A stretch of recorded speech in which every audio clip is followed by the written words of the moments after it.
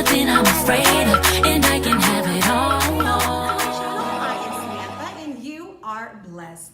On July 13th, a song was released titled God is a Woman. Now, it already raised flags to me because one, I never knew God to be a woman growing up. And then secondly, any song that has God in the title should give high reverence to him. Like, that's just my opinion. I think that's right. So I've looked into the song lyrics, the overall theme, and it's basically about embracing your femininity, sexual empowerment for the female, and whatnot. Now, I have no problem with people embracing their femininity, girl power, woohoo, like I'm all for it. But I do have an issue when you put God's name in a song that is adjacent to sexual empowerment. Like, where is that done?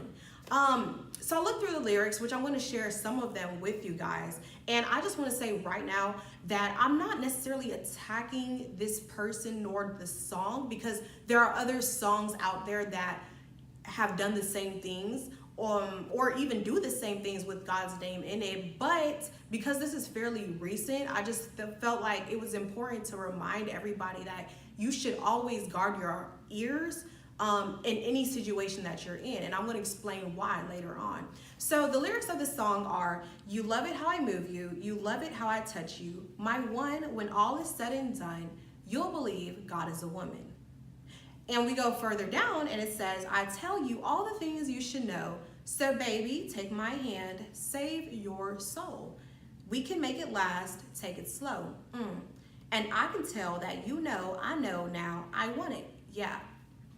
So, I don't know. I just feel like this is borderline blasphemy, right? So gender-wise, God is referred to in the Bible as he, him, his, God the Father, and King, which is seen in 1 John 5:20 and Colossians 1:16, to name a few.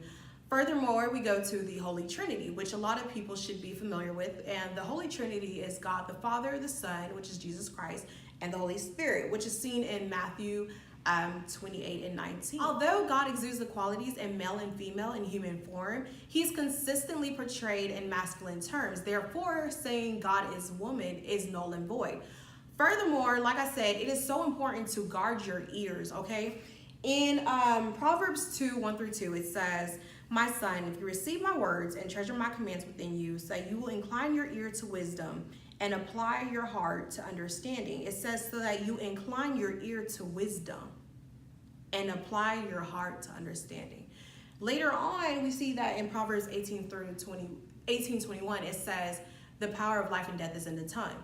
I say all that to say that a lot of things that we listen to have the ability to corrupt us internally, whether we realize it or not. So the devil uses tools, okay? These tools could be anything, music, makeup, whatever the case may be, right?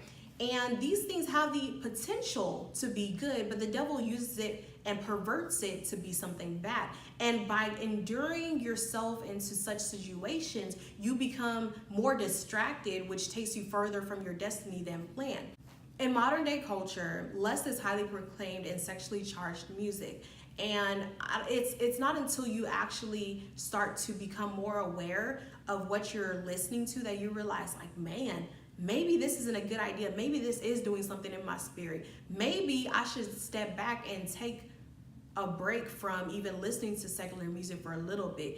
It could even be through fasting. I've done it before. I know somebody that's done it for a year. Like, it's possible, because the thing is, as much as we say, or the world says, oh, these are just lyrics, like they're not gonna do any harm, live a little, you know, you tripping, whatever the case may be, they actually have the ability to mess you up. And it depends on, I feel like, your own personal convictions as well. So like with me, and I feel like I've shared this before, one of my personal convictions is secular music, because I realized that, okay, the more I listen to secular music, especially at one sitting, the more I start to like gradually forget, okay, I need to worship. Or the more I start to realize, okay, I took this one toe or stuck this one toe in the world. Let me try and stick more toes into 2 feet into the pool of secular music. And then I just start to forget, you know, like my priorities. So you never know how things could trigger other people. And it's so important to guard your ears too, because in a lot of songs,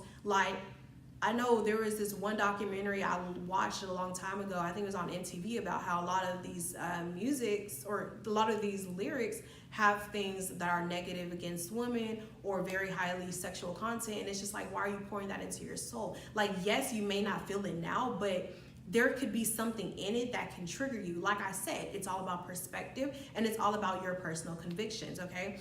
And I know that you could say, okay, well, like, I get what you're saying, but I really don't think it's that serious.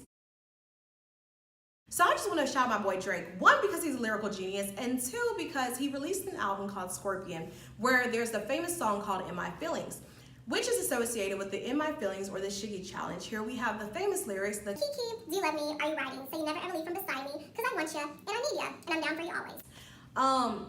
And here, like, whether you intentionally play this or not, I'm pretty sure you heard it through parodies, a niece, coworker, whatever the case may be, even the news. And it just shows you, like, music has the ability to, like, get to so many people in so little time, whether you plan for it to or not. And you just start saying lyrics that can be meaningless. Granted, of course, the song is not just about Kiki, do you love me? But I'm going to take it another direction. So, and this is in no way to go against Drake. Like, I think he's a great artist. It's just the fact that, like, his music and other people's music really has an effect on you, whether you'd like to hear it or not. So I remember seeing a tweet, and I don't even have a Twitter, somebody showed me this, where a girl said, I feel like, no, Drake's album what'd she say? Drake's album has me wanting to text my ex by 9 a.m. or something like that. And I'm just like, wow. Like, his lyrics, or any lyrics for that matter, has the ability to put somebody in a state of mind where they're thinking over, like, lyrics rather than their mind and what God is telling them, you know? Like, God could have purposely ended that relationship that you're in to take you to another level, to show you more about yourself, to show you that, like, you really need this time to learn and cultivate that relationship with you and him. But instead, you and your feelings wanting to text your ex at 9 a.m., you know? And then people are over here reminiscing, looking at photos in the past and whatnot, just like, you know, maybe if I had done this right, you know, maybe this and that. It's just like, maybe, no. Maybe no. Sorry. You know, like, maybe you were crazy and you had to end that relationship. Maybe you weren't tripping and that you had to end that relationship. The point is, you should not allow lyrics to sway you into wanting to text somebody, especially somebody that God has removed in your life for a reason, at least at that time. So I'm just saying all that to say, like, you really have to guard your ears, whether you want to hear it or not.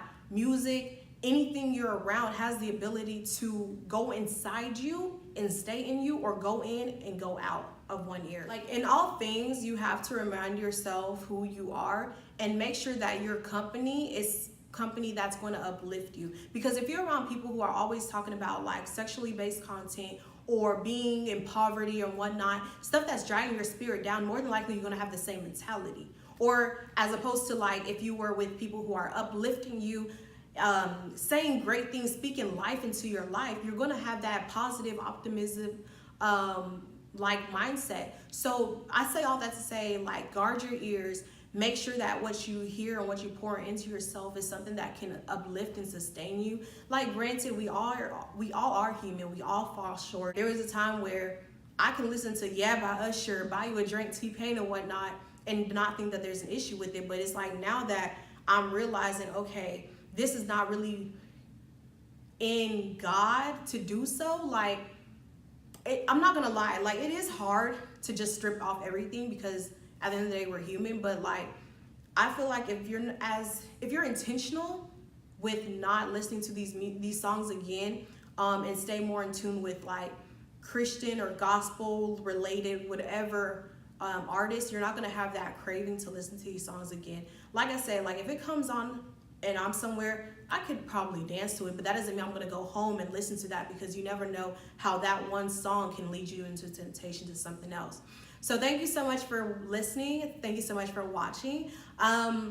Next time, actually, I wanna know what y'all wanna, like, see, because I do have a lot of things planned, but, like, it's interesting to know what you guys want to know. So comment below if you have any, like, comments, concerns, questions, and thank you so much, and I pray that God blesses you. Bye.